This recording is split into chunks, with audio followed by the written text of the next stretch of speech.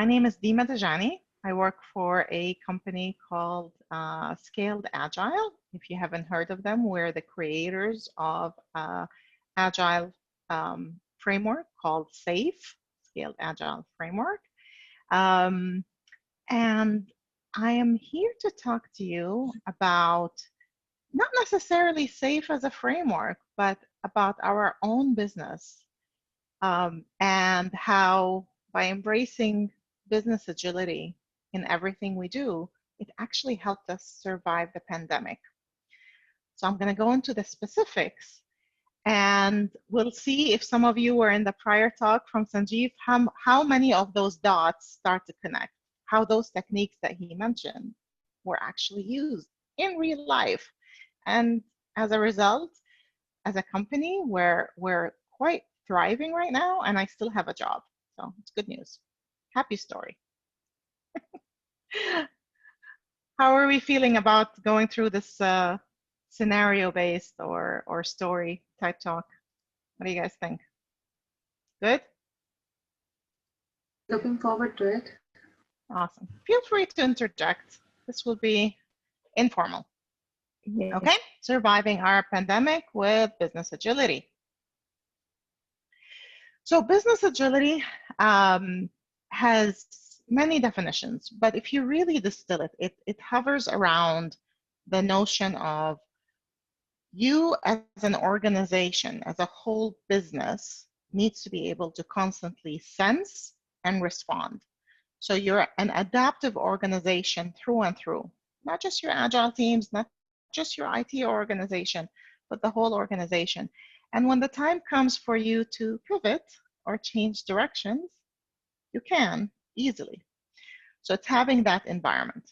So in my story, we're a business that provides a framework and a set of courseware that is delivered face-to-face. So the classes that people run from our material are designed to be delivered face-to-face. So what happened last year? We were just coming back from the Business Agility Conference and life was great. And then it is declared a global pandemic and everything starts to shut down and all the corporate customers start to close their offices and all the consulting customers ground their consultants not to fly anymore. Our attendance figures looked like this. We call it the cliff. It's jumping off a cliff. Come March 15th, people attending our classes went down to 0. Quite a shock to the system. So we got together as an organization, and I have to give great credit to our 2 leaders, Dean Lafingua, who's the author of the framework, and our CEO, Chris James, where we basically said, look, as a leadership team, we are built for this. We should be able to figure out how to pivot and do it in a way that sets us, in the near term to survive, but then in mid and longer terms to even thrive in a new world that is changing. We recognize the whole world around us is changing. So how did we go about this pivot? Like Sanjeev said earlier, we said, okay, step 1, we preach design thinking, customer centricity. We need to understand what is happening with our customers. How can our customers cope? There's no point of reference. This has never happened before. None of us in our lifetime have lived through a global pandemic. So let's first start to get out there and very, very quickly understand and research and partner and collaborate with customers of ours from all around the world. We had a super accelerated research initiative that really everybody in the company was all hands on deck. Nobody said, this is not my job, that's not what I do. Everybody was part of it. We were reaching out. I only put just a couple of logos up there, but I cannot tell you the hundreds of interviews we led, maybe close to 1,000, to be honest with you. We ran focus groups. We ran experiments. We were out there talking to people that are taking our materials and teaching it. So they're instructors. We were talking to coaches. We were talking to Scrum Masters that were using it. We were talking to LACE leaders, Lean Agile Center of Excellence leaders that are propagating their safe transformation. We were talking to all sorts of people. And without bias, we did not want to make assumptions about what is needed, what is happening, how to get past it. And we also never asked, tell me what to do. We were welcoming, we were asking, what are your problems? Like I typed earlier, one of my favorite authors in the startup world from Lean Startup, Ash Mariah, he always says, love the problem, don't love the solution. So we were starting to understand what is the core problem associated with advancing your lean, agile, and safe implementation, and with teaching those concepts and principles, but now without a face-to-face interaction. So we were getting tons of wonderful feedback. This market research, I would tell you it was done in a matter of days, a couple of weeks. I mean, it was done so quickly. Coming out of it, we started very quickly to formulate new personas. You know what? Customer personas is one of the things that we use every day as part of design thinking. We put a package and identify characteristics of who our true customers are. We don't assume who they are, what they care about, what they do. So we already had, as a company, a set of personas. We call them learner personas and safe leader and safe implementation personas. Now we recognize you need new customer segmentation for this moment in time. So the results of those hundreds and thousands of interactions that were happening, we were able to distill three personas. Cautious Cara represented many people in the Lean Agile Centers of Excellence, change agents, consultants, internal leaders for the change towards Lean and Agile. And she was quite cautious. She's conscientious. She cares about the quality. Her number one concern is quality. I don't want to venture into having our people start to form Agile teams, launch to the next Agile release train, send them into training when I don't know that the quality will be just as impactful in a virtual setting. We also met a lot of people that we characterized as optimistic Olivias. Optimistic Olivia, she has a lot of experience in SAFe. She has either been the change agent or a practitioner in SAFe Agile release trains for quite a while, many program increments or many PIs. She has had a little bit more experience experimenting with remote training, because most of her people that she coached and trained were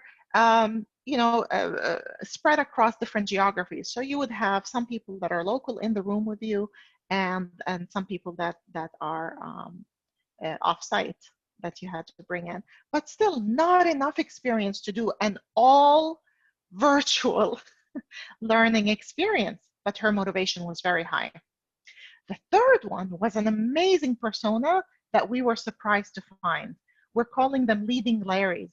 There were many people that mimic leading Larry. These are the early adopters. If you've ever heard of like the innovation product curve, where you have early adopters that are okay with uncertainty, they're believers, they want to help you out.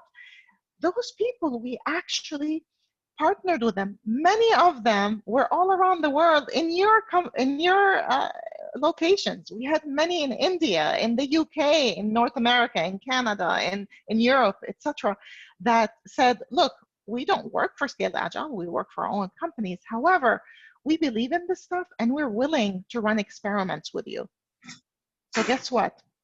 We ran hundreds of experiments, teaching classes, running PI plannings, different tools, different facilitation approaches, different durations, different agendas.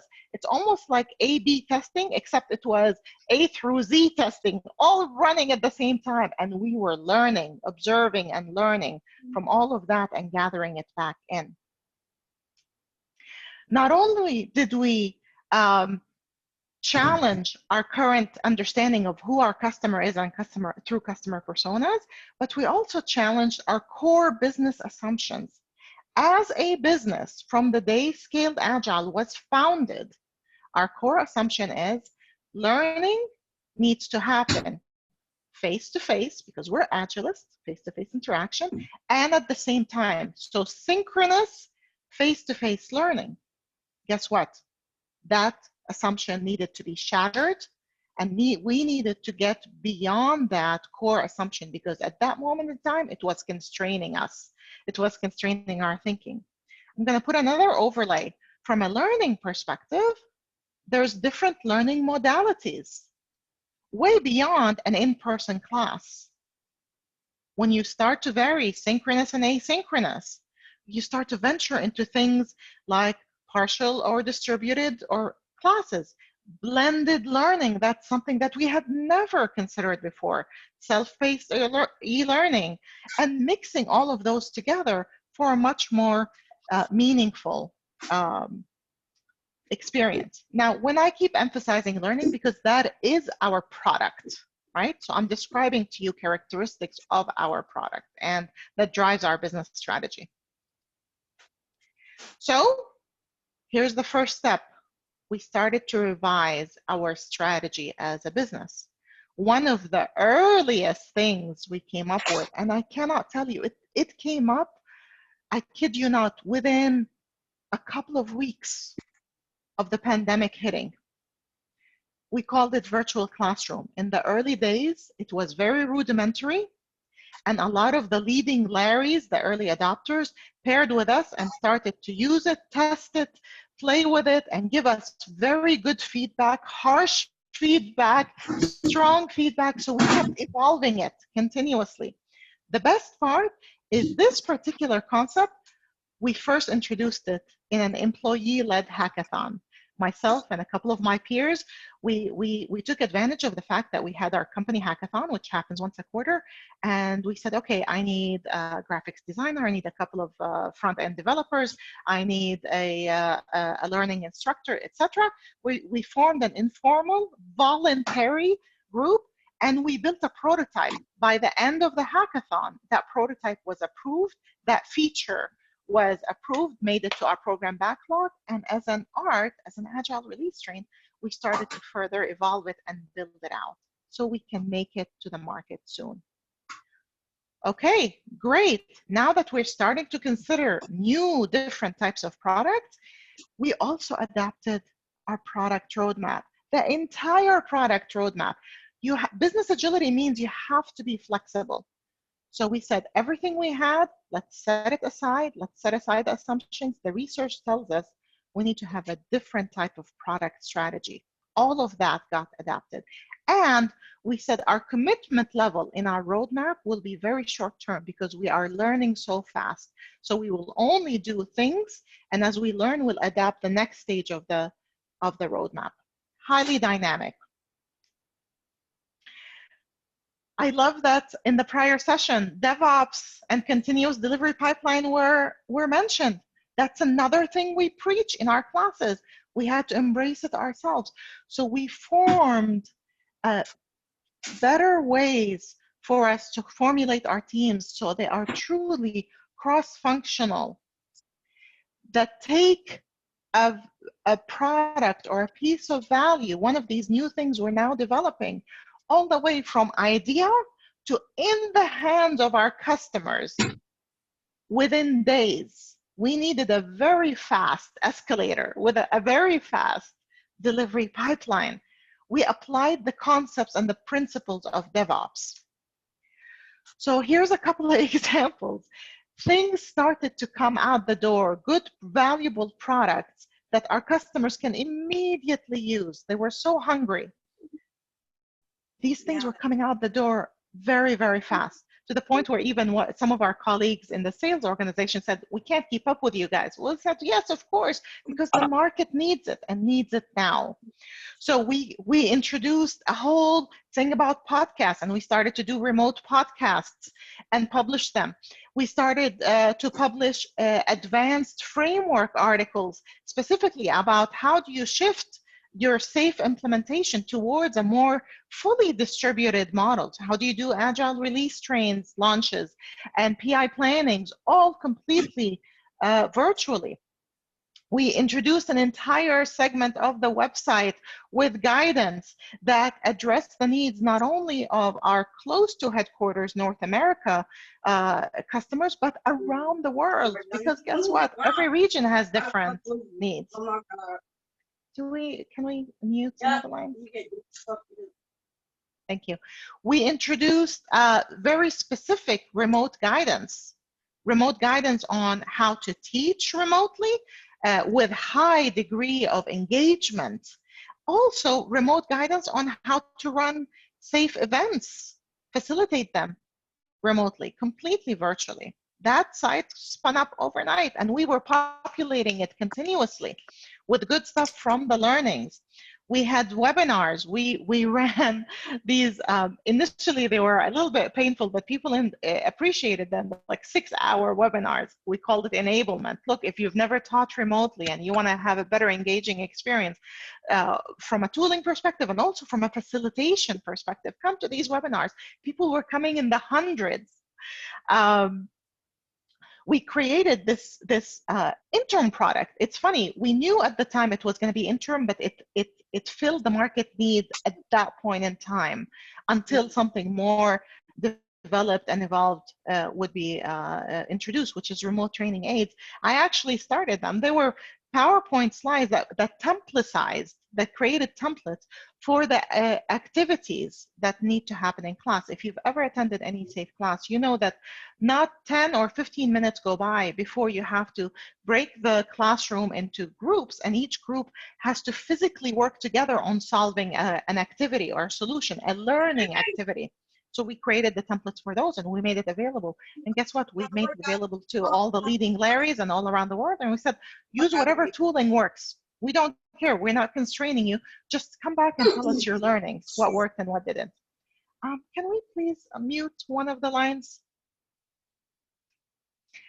We had webinars upon webinars upon webinars. We started to introduce some of those templates and activity-based collaborations in a tool that we call today Safe Collaborate. That was the early stages of what today became virtual classroom. Any of you familiar with Luke Homan? He's going to be speaking later, I think today or tomorrow. He wrote Innovation Games and founded a wonderful company called Continuo. He came to us as part of an acquisition when Scaled Agile acquired his company and brought his tool or his team's tool that was called Weave. So if you've ever used Weave, Weave was the foundation of what later became Safe Collaborate. So you know what we did? We said, look, Luke and everybody, Weave was initially built for product innovation. Wonderful. We will continue to do that. However, is there any way we can leverage it in this new world for delivering courseware and learning? So again, we started to put our heads together and work on developing something that can later be used for our learning experiences. So delivery after delivery after delivery, we're coming out the door so quickly, responding to the market and adapting. With every single thing we delivered, we would get a ton of feedback and adapt and make it better and evolve it over time. The introduction of our new product overnight. If you've ever taught safe classes, you know they come with these really heavy, they weigh about 2 kilos, workbooks that you can study from, you can take your notes on, you can write your activities in. Well, we had overnight. We literally created a digital workbook, an interactive PDF where you can do those activities and make it available online for our students. We introduced virtual classroom. Again, it had early experimentation that I talked to you about earlier, remote training aids, etc. But it started to coalesce and evolve into this robust tool that we made available with everything you need to deliver a class. Literally setting up a classroom in virtual classroom, we time it. It takes 10 seconds. So you need to teach a class tomorrow, great. Hit a button and you have everything ready at your fingertips, not only to you as an instructor, but to your students.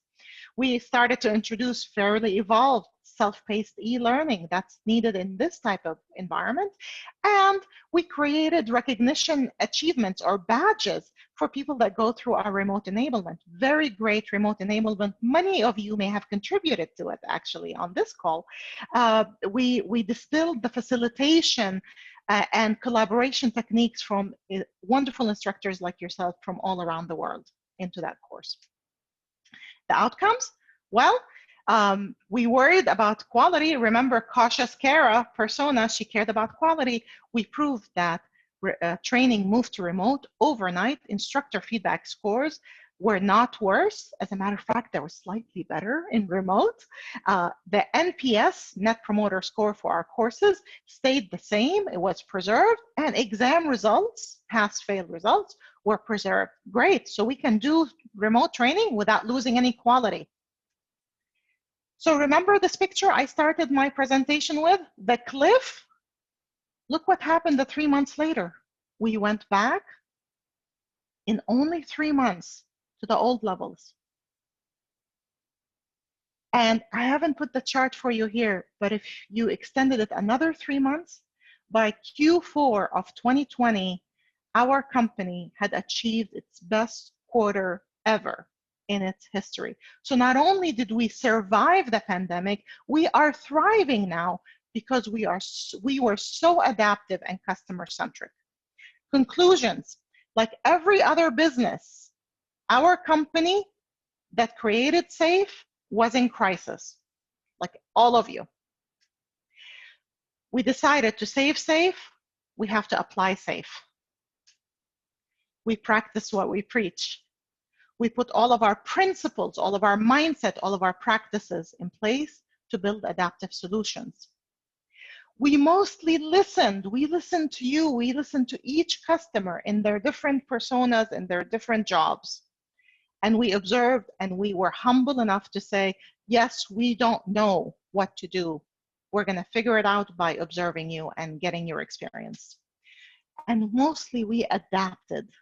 We adapted our approaches. We adapted our design approach, our product strategy, our business strategy. Everything about our business was adapted. We were able to transform. This is a statement from our CEO, and I love it. He said it in one of our all hands meetings. We will never go back to the company that we were. Which is as it should be when you're an agile organization. We learned you have to be a continuous learning organization. It has to be in your DNA. We will never be the same, but we will be better. I hope this gives you an idea of what business agility looks like and feels like in practice. I'm happy to answer questions if we have time. Wow.